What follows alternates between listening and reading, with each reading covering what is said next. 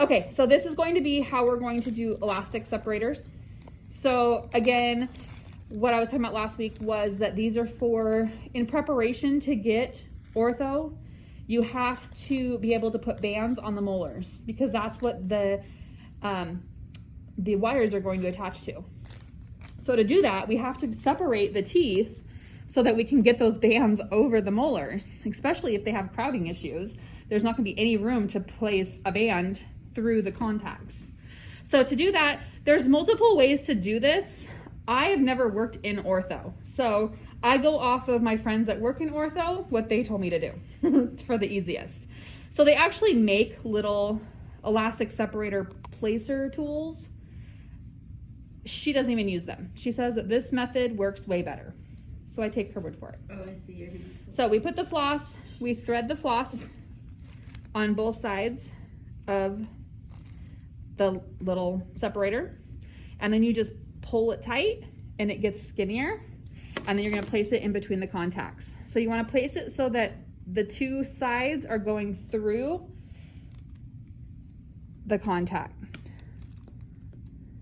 like so.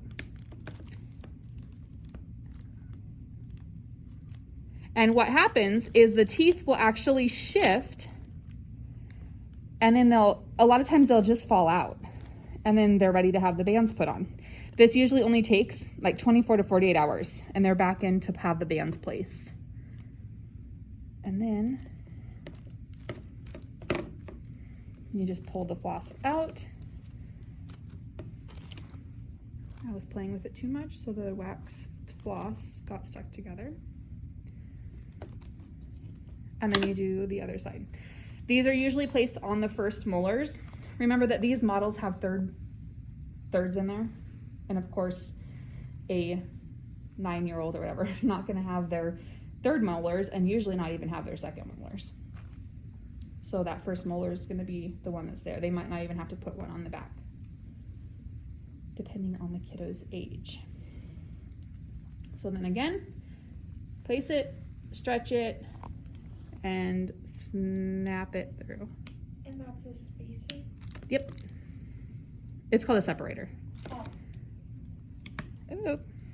Is that what, like, when a kid says, like, I'm getting my spacers put in, like, that's what they mean now? Nope. So the spacers are two different things. There's either a palatal expander, which will expand the palate to make room for more area, or there's space maintainers, which is like if they lost a tooth, they can put a little like apparatus in there that will keep that space so that the tooth, when the tooth erupts underneath it, there's room for it. If you don't put a spacer in there and they've lost a tooth, then the teeth on either side will shift, and then there's no room for that permanent tooth once it comes up. So then we just run this through, pull it out, and that is it. You guys can do these on each other if you want.